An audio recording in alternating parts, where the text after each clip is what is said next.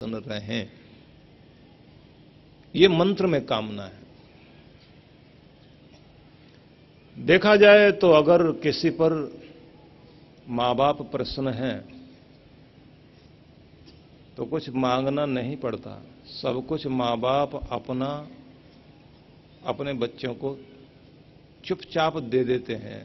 अधिकार अपने आप मिल जाता है। और अगर मां बाप नाराज हो गए तो अपनी संपत्ति और अपना उत्तराधिकार तो क्या देंगे। कई बार तो विज्ञापन ही छप जाता है, इस बच्चे से मेरा कोई रिश्ता नहीं, कोई भी लेन देन करे तो अपने ही जिम्मेदारी पर करे, मैं इससे अपना सारा अधिकार खत्म करता हूं।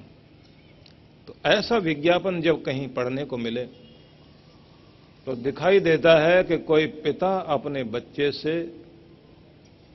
उसके किसी कर्म के कारण इतना परेशान और नाराज हो गया है कि वो अपना सारा अधिकार उससे छीन रहा है। लेकिन यदि पिता प्रसन्न हो तो अखबार में नाम नहीं छपता कि मैं बहुत प्रसन्न हो गया हूं, इसलिए जो कुछ मेरा है वो बेटे का है। वो तो अंडरस्टूड है ही, जो बेटे के पास आएगा वो पिता का उसको मिलेगा ही, क्योंकि पिता का प्रवाह ममता के कारण, वात्सल्य के कारण पुत्र की तरफ अपने आप प्रवाहित होगा। उसके लिए घोषणा करने की जरूरत नहीं। अगर भगवान हम पर प्रसन्न है फिर मांगने की जरूरत ही नहीं, फिर तो आप माला माल अपने आप हो जाओगे।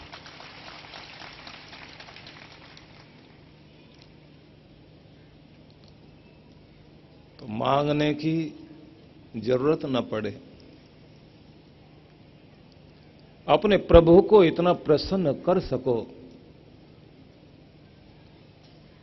कि वो अपने आप जो हमें जरूरत पड़े तो उससे पहले ही इंतजाम कर दे। अपने बच्चे के लिए व्यवस्थाएं की जाती है ना। मां अपनी बेटी को जैसे जैसे बड़ा होते हुए देखती है उसके लिए चुपचाप चीजें जोड़ना शुरू कर देती है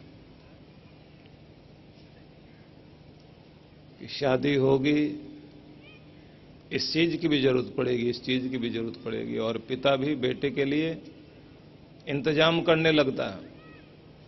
अभी बेटे की पढ़ाई पूरी नहीं हुई तो मां बाप सोचने लगते हैं कि बस अब 1 साल बाद ये ग्रेजुएशन पूरी करेगा, उसके बाद में फिर ट्रेनिंग होगी, उसके बाद फिर सर्विस में जाएगा, फिर शादी की भी बात है तो अभी उसके लिए अलग से घर में एक कमरा बना के रख लें और एक छोटी सी किचन भी अलग से बना दें। अगर वो अलग होने की कोशिश करे तो पहले ही इंतजाम ऐसा रखा जाए कि ना आंखों से दूर रहे, ना दिल से दूर रहे, पास में भी रहे, प्यार भी बना रहे और थोड़ा सा डिस्टेंस भी बना रहे। तो इंतजाम पहले ही करने लग जाते हैं, क्योंकि अपने बच्चे को चाहते हैं कि आंखों के सामने रहे। स्थान की दूरी हो जाए भले ही, पर दिल में दूरी ना बने कभी। मां बाप पहले सोचने लगते हैं, क्योंकि अपने बेटे से प्रसन्न हैं। और अगर नाराज हो गए तो उस मकान को तो क्या देंगे, जो कुछ और देने लायक है वो भी सब बंद। भक्त को भी ये बात याद रखनी है कि बस अपने मालिक को, अपने पिता को, अपने परमात्मा को प्रसन्न करो। रात दिन मांग मांग कर उन्हें नाराज मत करो। अगर प्रसन्न कर सकते हो तो अपने कर्म से, अपनी भक्ति से प्रसन्न कर लो, फिर कुछ मांगना नहीं पड़ेगा, अपने आप सब बात बनेगी।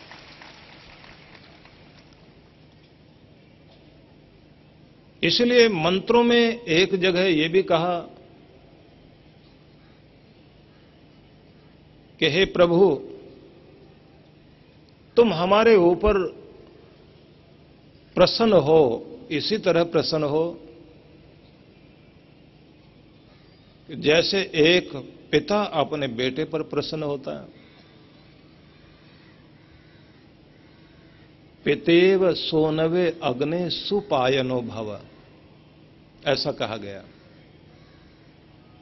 कि हे प्रकाश स्वरूप भगवान, ज्योति स्वरूप प्रभु, अपनी संतान पर इस तरह से आप आसानी से पहुंचने योग्य बन जाओ जैसे किसी बेटे के लिए पिता आसानी से पाने योग्य होता है, कि आप ऐसे ही बनो, हमारे लिए मुश्किल, आपसे मिलना मुश्किल न रहे और आप हम पर प्रसन्न रहो। तो कुछ चीजें ध्यान में रखनी है कि कैसे प्रसन्नता बने भगवान की।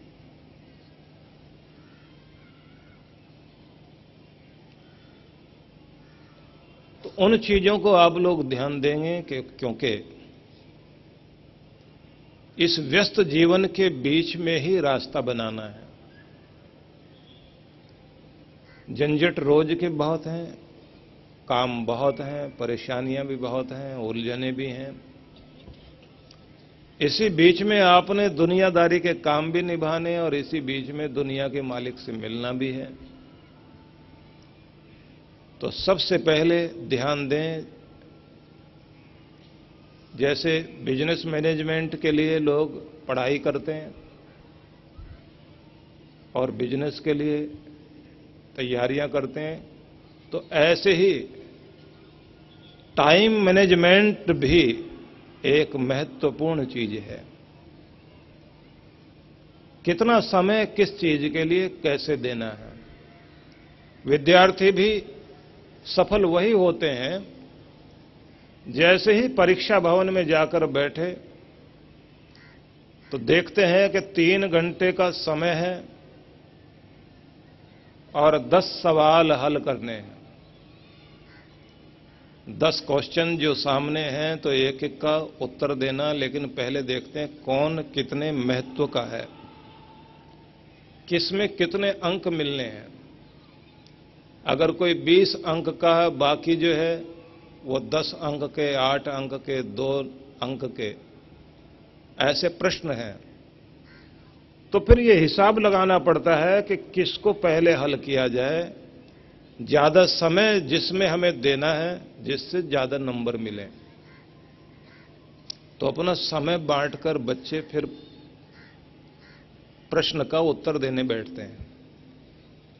और जो टाइम को ठीक से, अपने समय को ठीक से समझकर उसका प्रबंधन कर सके, तो वो उतने समय में अपने पूरे प्रश्नों के उत्तर देने के बाद बिना तनाव के मुस्कुराते हुए परीक्षा भवन से बाहर आता है।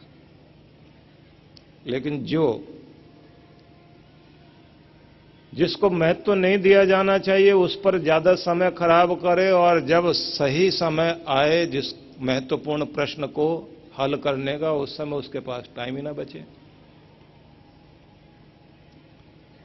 तो उसके तो चेहरे पर वहीं तनाव शुरू हो जाता है, और जब बाहर निकलता है तो उदास और हताश बाहर आता है, और रिजल्ट तो फिर बाहर जब आएगा वो तो दुखदाई होता ही है। कितने सारे ऐसे लोग हैं जो अपनी जिंदगी में ये महसूस करते हैं जीवन के अंतिम भाग में कि जिन चीजों को हमें ज्यादा समय देना चाहिए था हम उनको तो समय दे नहीं पाए, और बेकार की चीजों में समय लगाकर हमने जिंदगी खराब कर ली। हे भगवान, अगर अगली बार तू हमें मौका देगा तो कम से कम ऐसी अक्ल देना कि हम अपने समय का ठीक से उपयोग करके जिंदगी को सफल बना सकें।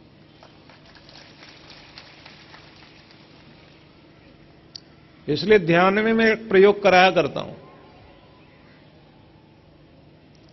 ध्यान में मैं ये प्रयोग कराता हूं कि जब आप ध्यान करने बैठें, आंखें बंद करके थोड़ी देर आत्मचिंतन करते हुए उस बिंदु पर पहुंचो जीवन यात्रा जहां से शुरू हुई। जब पहले दिन इस दुनिया में आपने कदम रखा, आपने जन्म लिया। जन्म लेते ही उस दिन को याद करो। इस दिन